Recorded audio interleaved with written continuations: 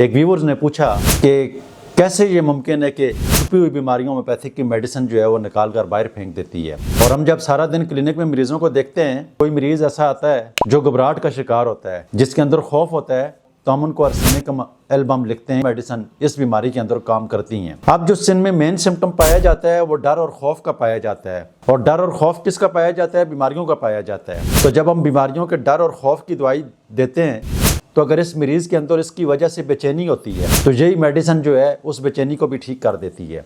जिस सिम्टम्स के लिए मेडिसिन नहीं भी लिखी जाती है, लेकिन आर्सेनिक एल्बम के या कास्टिकम के, जैसे कि कास्टिकम के हवाले से अगर जिक्र करें, तो अगर किसी की आवाज़ बंद हो, तो अगर हम उसकी आवाज़ बंद को खोलने के लिए अगर लिखेंगे, तो अगर उसके पेशाब के कतरे निकल जाते हैं तो वो भी ठीक हो जाएगा।